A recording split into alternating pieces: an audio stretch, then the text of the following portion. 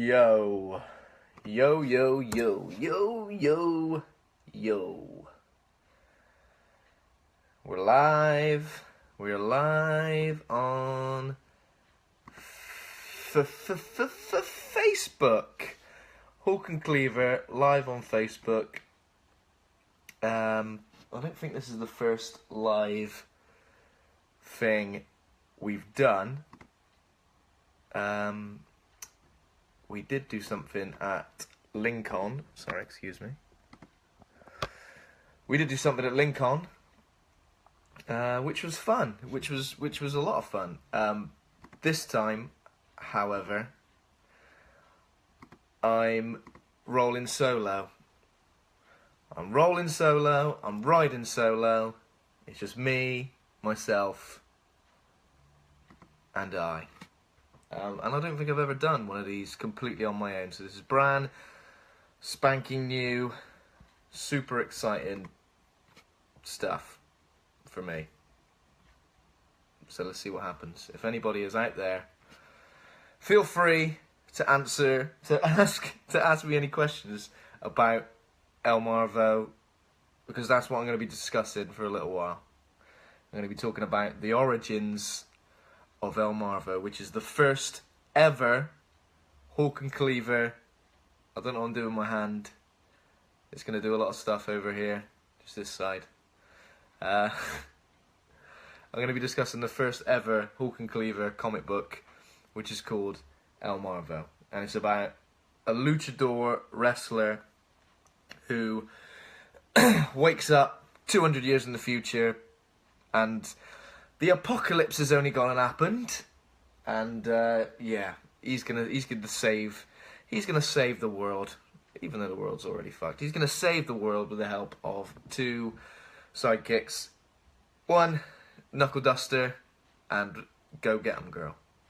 So, as you may know if you follow this page intently, we've done a Kickstarter recently, which we funded 100%. Even more than 100% currently, which is amazing. We really weren't sure how it was going to go. We took a lot of time putting the campaign together, and the fact that we funded in just over 1 week of a month-long campaign was pretty spectacular, pretty amazing, overwhelming stuff. So if you did pledge, if you're watching this now and you're one of the people who pledged to the El Marvo Kickstarter, then thank you from the bottom of my black shriveled heart. Thank you very, very much. But yeah, tonight, happy Friday evening to everybody. Tonight I'm going to discuss the origins of El Marvo and how it came to be, and the fact that it's 17 years old. The idea is 17 years old already, which is pretty crazy to think, because it feels like I sort of came up with it last week when I think of it. But yeah, so I'm going to show you some of the original artwork which I drew and I coloured in and I stuck together and I wrote the story for.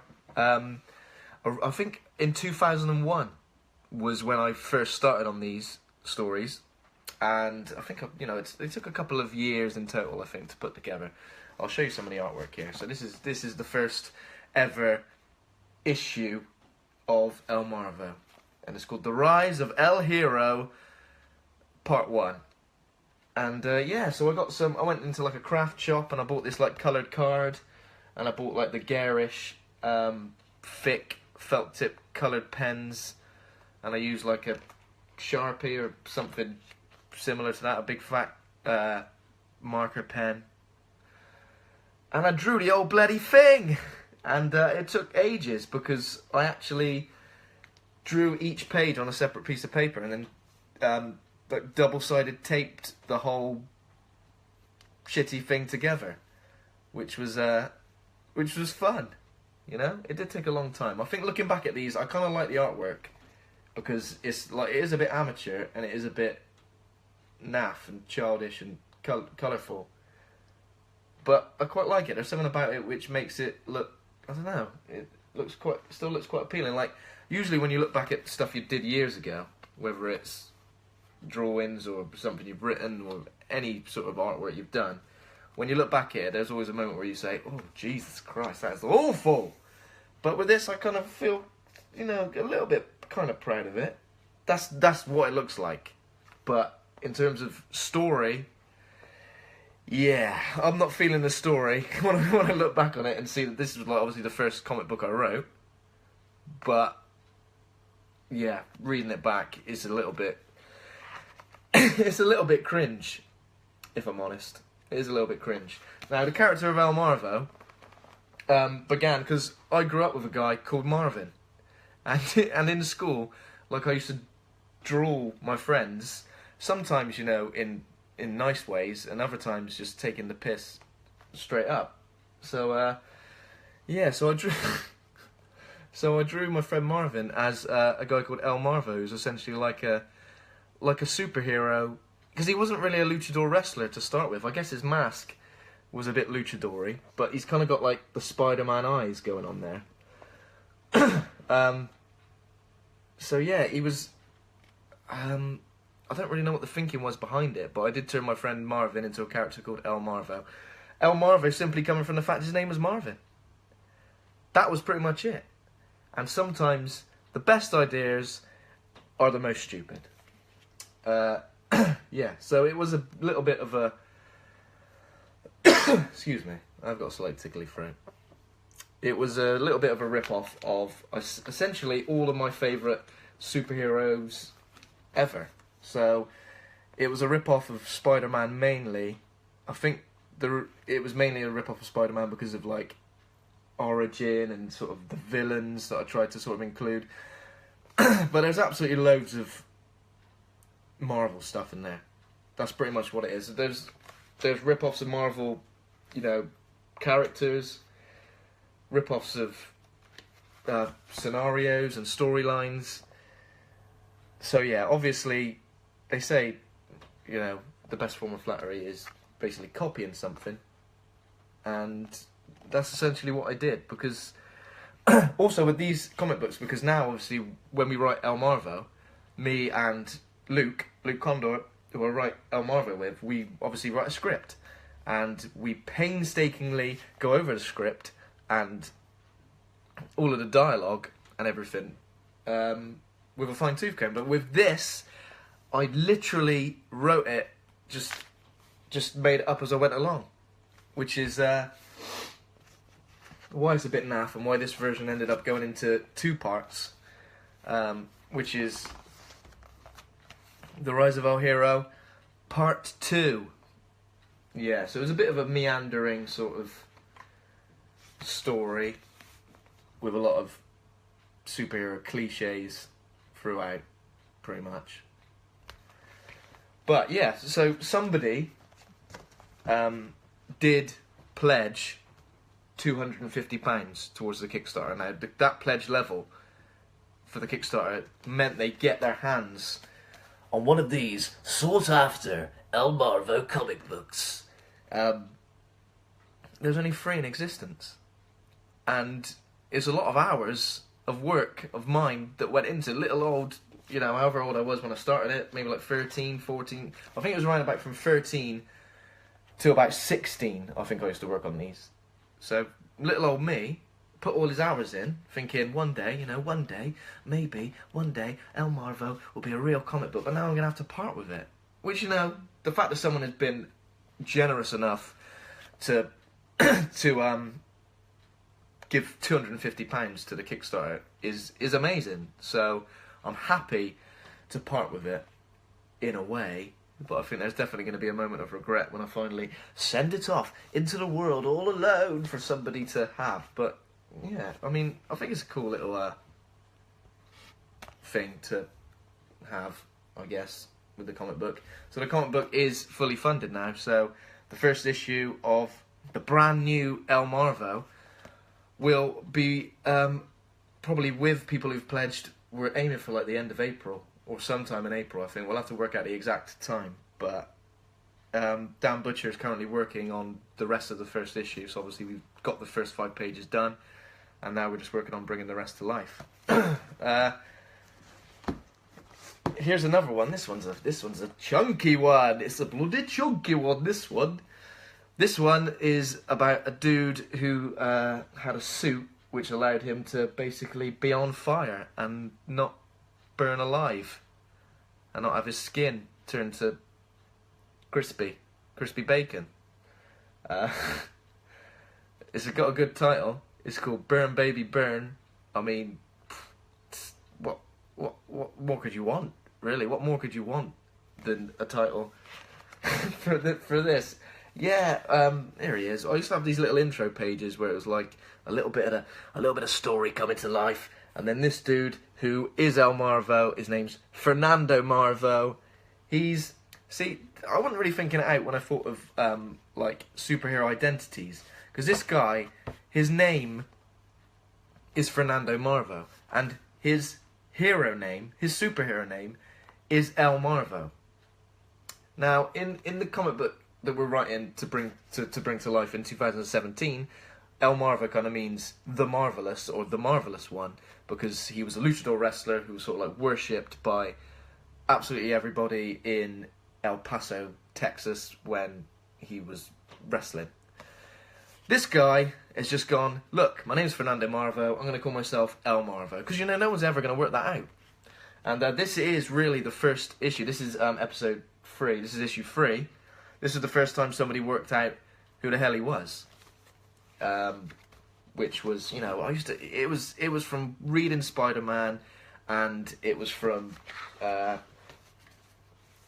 reading Spider-Man, and it was from watching Spider-Man cartoons, and I guess eventually loving the movies, and just kind of taking the lead with those, and with the storyline, just copying them. So this one, well, maybe let's talk through one of the storylines. We'll talk for the origin. And again, if this is ripping anything off, you know, that was what I was going for. If you think, hey, that's Spider-Man, that's Superman, that's Batman. Yes, exactly. At this point, I was no good at coming up with my own original ideas. So, yeah, so here he is. We had a little intro page there with El Marvo just chilling. Just chilling. And the story was, Fernando Marvo, for some reason, I can't remember why, he was a little bit depressed, he was a little bit of a miserable kid, and he decided to get involved in a little bit of crime, have a little dabble in a bit of crime, and he's thinking about robbing a drive-through cinema for some reason. Yeah, I guess this was set in the US as well. It's weird, it's like set in the US, but with a lot of like British slang and British sort of stuff. But it's set in the US, I think the place called East Shore City, which is that's a great name for a place, isn't it? But yeah, so he sort of thinks about robbing this drive-through place, but then another guy. Now, if we look at this guy isn't El Marvo. This is another guy who turns up and beats him to it. He beats him to the job, but he's got the same teeth, the same ears as our title hero. I mean, what could that mean? You know, at least I was leaving the breadcrumbs already. Page 1. Leaving the breadcrumbs for the story. So yeah, he sort of goes to rob the drive-through place, but then he gets knocked out by somebody. This dude is like, you're working on my, this is my patch. This is where I'm working. How dare you? And they start to get into a little bit of a scuffle, have a little bit of a scuffle, and then they get hit by a truck. They're in the middle of the road having a scuffle, which is dangerous anyway. You know, something bad was going to happen, obviously. And a truck crashes into them, and they get covered in all this yellow gunk. I mean, what could that yellow gunk be? It's not ambrosia custard. That's definite. That's confirmed. Other custards are available, other than ambrosia. Obviously, but ambrosia is lovely. And, yeah, so what happens is, he kind of, like, goes home, covered in this yellow gunk, and he's glowing. He's having a little bit of a so obviously it was some sort of, like, radioactive waste, because that's a great superhero origin, right? just radioactive waste. You know, there's always loads of radioactive waste knocking about, ready to turn people into superheroes. So what better thing than getting El Marvo covered in the radioactive waste? So yeah, so he goes to bed, he gets a little bit drowsy, and he goes to bed, he's glowing. And when he wakes up, he's a buff ting. He's put on the pounds, he's put on the gains, he's a muscular mofo. You know, obviously that's very Spider-Man, just waking up shredded. Which, you know, I think we all kind of wish we could do. You know, I'd take a face full of radioactive waste if it meant I would wake up absolutely shredded. So he's got it easy, I'd say. And then he's got a mask of someone called, oh, Jesus, I couldn't remember. Yeah, that's it. He's got a childhood hero called El Matador, and he's got the mask. He's had it since he was a kid. So for some reason, because he wakes up buff, he puts the mask on to hide his identity. For some weird reason that made sense in my head at the time. And then his friend, Jeff, there we go, there's Jeff, knocks on the door, turns up, try to put a little bit of comedy in there where he's like, he don't even recognise him. Yeah, that was a bit silly. So then, the next thing they do, they try to go back to the scene of the crime. And they get the bus, and when they're on their way to the scene of the crime, they get into a little altercation with this guy, this thug. This little bald, goateed thug. It looks a little bit like Stone Cold Steve Austin. Maybe that was what I was going for. And El Marvo, well, Fernando, suddenly realises his reactions are off the charts.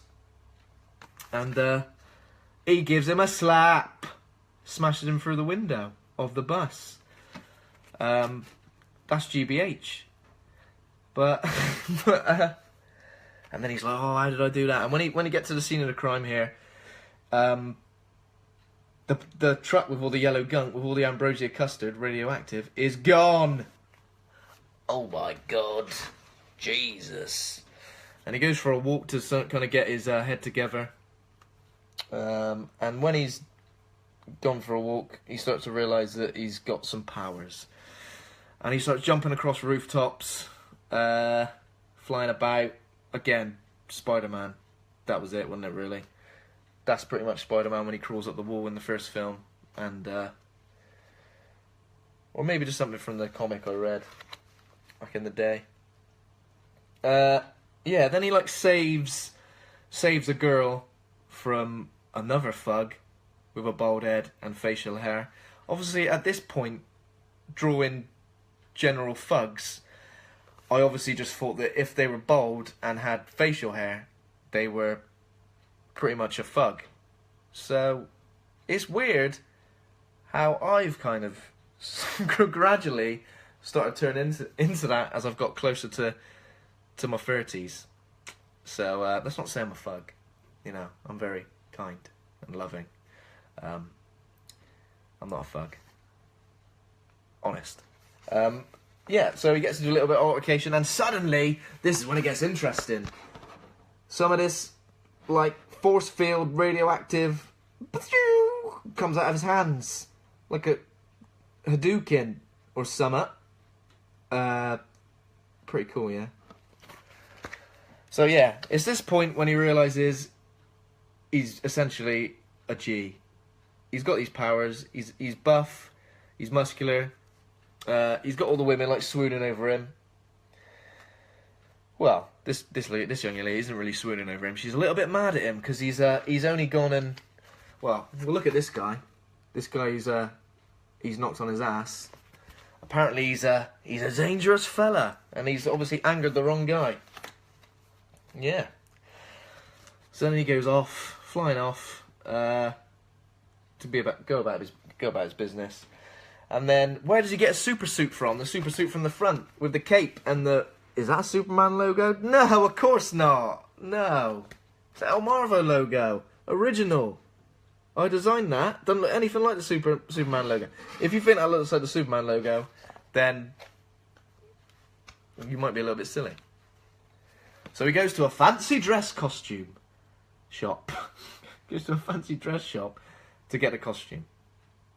Now, I think, if I remember right, I got to this point in the story and I was like, oh shit, where's he going to get his costume from? And I didn't want him to be like a seamstress or anything, or go, Mum, can you knock me up a costume, please? Oh, I knocked you up a costume last week. No, he's gone to a fancy dress shop where there's a mysterious blind man who seems to somehow know about him being the hero, which is weird. I guess I was kind of wanting him to be like some sort of mentor character eventually. This blind guy. But there he is. I don't know if he paid for this costume, because essentially Fernando Marvo is a kid in this. He's a kid of about 15. So I don't know how he paid for that costume, because I imagine it would cost a fair whack. And also, he did knock it up really quickly, this fancy dress guy. Fancy dress costume guy. So, I'm not really sure what's going on there, or how he paid. Whether he paid cash or card, you know, or a favour. It's not anything weird. Oh, yeah. So, at this point, when he's got his costume, the dude he had a little bit of an altercation with earlier, he's on the blower. And he's talking to his lads. And, what's next? And next up, basically, all I got him doing, El Marvo, was going round, seeing people being bullied by a thug or someone, and stopping it. You know, that was it. There wasn't really much more than that. It was kind of lame, to be honest. But yeah, his brother, Vinny, here we go. There he is. He's getting bullied by this guy, this chav. See, that's the thing. I think I said in the US, that guy is a chav. That guy is Devo, pretty much. So yeah, he's about to lay the smack down on Vinny, and he gets sort of suspended in the air with this new weird Hadouken shit that El Marvo could do. Suspends him in the air and then drops him in a hedge, you know. And then bearing in mind these two are brothers, and they obviously recognise each other's voices. They both got the same teeth, the same nose, and the same ears, but they talk to each other essentially as if they've never met each other before. Yeah. Which, you know, I guess is a sort of Superman thing, because Superman and Clark Kent glasses nonsense, you know, it doesn't really make sense, you know, and I guess I was kind of using that sort of logic. So here's where we get the Vicious Brothers. Now these are three, let's say, they were like London gangsters, really, who drive in a white transit, and they come and they do what any old white transit van people do. They try to run these guys over. El Marvo saves Vinny, gets him to move out of the way at the last minute. Because, you know, he's a hero, he's a superhero. Did I not mention that? Gets it. And then these guys kidnap the young man. They kidnap the kid. Obviously, they try and put up a bit of a fight. El Marvo tries to put up a bit of a fight, lays a smackdown on these guys. Gives them the old knuckle sandwich. There. Yeah, and basically it ends, this first issue, the first ever issue of El Marvo ends with Vinny being kidnapped by the London gangsters who were getting revenge on El Marvo for knocking one of them out earlier in the issue. And that's it. We get this little pose. I think I completely copied a Spider-Man comic cover there. And that's the end of issue 1 of El Marvo. The rise of El Hero. The origin story of El Marvo. Yeah, so that's number 1. That's the origins. That's the very first one I did. Now, I might do another live stream where I sort of talk through the other issues at some point. But yeah, then we had the follow-up, which essentially saw El Marvo saving his brother and then coming up. And then it also involved some of the stuff with the guy from the start who we're assuming also was covered in the yellow goo, yellow gunk, ambrosia custard. We get a little bit of that, so obviously I'm trying to plant the seeds for possible future issues and future villains. And this one's like a standalone one with a teacher of his who gets his suit where he ends up basically being the Human Torch. But yeah, maybe I'll save this for a future like live stream where I'll talk through the other issues. But yeah, there are three complete issues of El Marvo, and one of them is going to the person who pledged £250. And I did have two more, which I never actually finished, which was like a story of a dog being like a were-dog, and then a werewolf type thing. But I don't know what happened. What happened to my life that made me go, you know what? I've had enough of this El Marvo nonsense. I'm going to move on with my life and return to it when I'm 29, 30 years old. Which is essentially what I did. But obviously the El Marvo story now, and the first issue of the first issue of El Marvo that we've just funded on Kickstarter, is nothing like that at all. You know, it's nothing like that. We've completely changed the character, changed the origin. So many elements are the same, but it's essentially the character name and the colours red and gold that we've kept. You know, that's pretty much it. Other than that, it's all brand new, set in an apocalyptic setting, and it's pretty crazy. And I can't wait for it to be finished and we can finally get out there. Again, thank you to everybody who has pledged to the Kickstarter. We're still going to raise more because we've got about 3 weeks left. Well, less than that actually, probably just about 2.5 weeks left on the Kickstarter. So you can still pledge. I'll put a link to the Kickstarter campaign in the comments. We've got a video there which sort of tells you all about the project and the team, the creative team, because there's two of us writing it. Dan Butcher's doing the artwork, and the cover was done by Will Robson of Marvel. So yeah, that's pretty much it for the first El Marvo live stream on Facebook. But yeah, I'll probably come back maybe sometime over the next few days or next week or something, and probably like talk through this one, the second issue, and talk through the third issue as well. Just to talk about the origins of the project, because hopefully some people are interested in that. Who knows? But yeah, I'll put the link to the Kickstarter in the comments, and then yeah, and we might do like a question and answer session at some point as well in the future when the comic is closer to completion and we've shared more artwork. Well, yeah, right. I'm gonna wrap it up right about here. So thank you. If anybody's watched this, have a lovely Friday evening. And if you're watching this after the live stream has happened, feel free to pledge if you feel like it. You can pledge from as little as £1, and that gets you a digital copy of the comic book, which is like, it's going to be like 30 pages of El Marvo goodness for £1. That's not a lot. You can pledge more if you're feeling more generous, but £1. £1. £1. I feel like I'm doing a sales pitch now. Yeah, so thank you very much. Thanks for watching. And I'll see you all soon. Probably not in real life though, because I'm a social retard. Goodbye!